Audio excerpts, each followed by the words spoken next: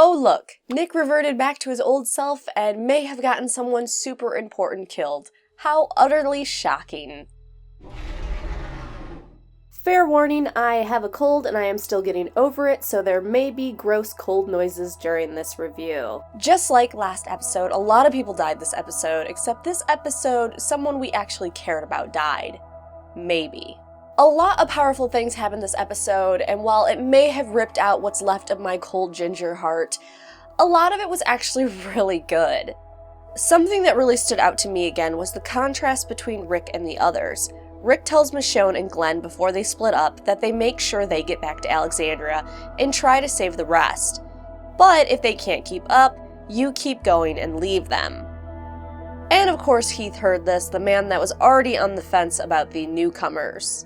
This led to a lot of snark from Heath and just his little snide remarks at Michonne and Glenn until Michonne finally kind of went to the side with him and was like, hey, what's your effing problem? And I like how he said, we don't leave people behind. That's not us. And yet, everything basically we've seen of Alexandrians, they leave people behind. Nick left people behind. Spencer left people behind. The Deanna's son was willing to leave the rest of the town people behind to save himself because he was too much of a coward. So it kind of seems like the Alexandrian way is to leave people behind. And it's easy for Heath to pass judgment because, like Michonne said, you haven't been there. You don't know what it's like to survive out there. Have you ever had to kill people because they already killed your friends and were coming for you next? Have you ever done things that made you feel afraid of yourself afterwards? Have you ever been covered in so much blood you didn't know if it was yours, Walker's, or your friends? Huh? Then you don't know. And I really think that we start to see Heath get that towards the end of the episode, and I believe when Michonne didn't mercy kill David at the fence when he's being torn apart, it was because she knew that the Alexandrians seemed to have a problem with mercy killing. Anytime they've seen it, they've been kind of like, oh, why'd you do that? And to me, part of why Michonne didn't mercy kill him was, I'm not going to do it because Heath already has a problem with me. Apparently everyone else already does. So I'm going to let them make the first move. And I liked how it was Heath who was the one that said, hey, we need to go.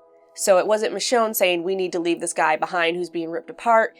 It was Heath that was admitting, okay, yeah, in this case, it's okay to leave this person behind. And I liked later when they were going across the little stream and he looked in and saw his reflection and he was just covered in blood. Exactly what Michonne said of, have you ever been so covered in blood you don't know if it's yours, Walker's, or your friends?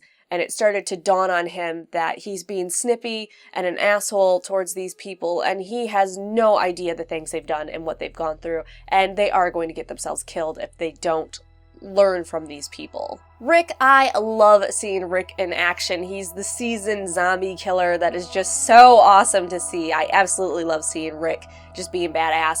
I'm really worried about his hand and the infection that might set in, and I'm wondering if this might parallel another media we've seen and something might happen to that hand.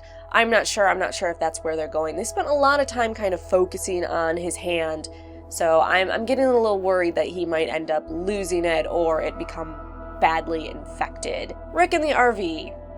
Wolves were allowed to get away. They were allowed to take a gun or guns from Alexandria.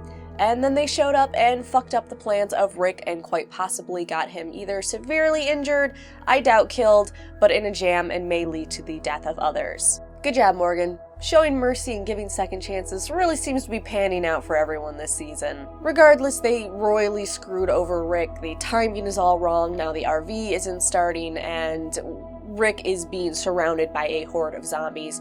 And I'm hoping that either the RV starts last minute or someone comes to rescue him. I can't imagine Rick dying, but you know, I've been surprised before.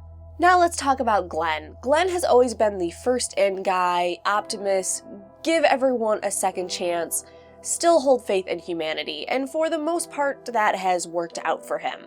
Until now. I'm really not surprised that Nick reverted back to himself and possibly got Glenn killed. I said back in my episode 1 review that I would not be surprised if Nick turned on Glenn or fucked Glenn over in some way, or ended up getting someone important killed, and that people just don't change that quickly. I personally have a lot of feelings on whether you should give someone that pulls a gun on you and does other shitty things a second chance, but regardless of those feelings, I think the writers are making it very clear to us that not everyone is Carol waiting to happen. Not everyone has this stronger person inside them that just needs to be given a chance and then it's just going to come out and just become this badass. Not everyone is capable of change. Either they can't change or they won't change. Change is hard, especially if it's at the core of your being who you are. And unfortunately, Glenn ended up being right.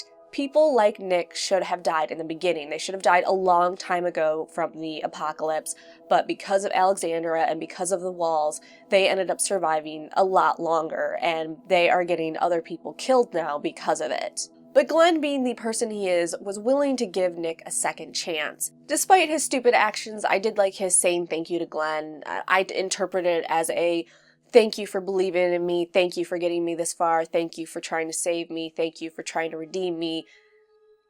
Sorry I couldn't be redeemed in the way that you wanted, but thank you.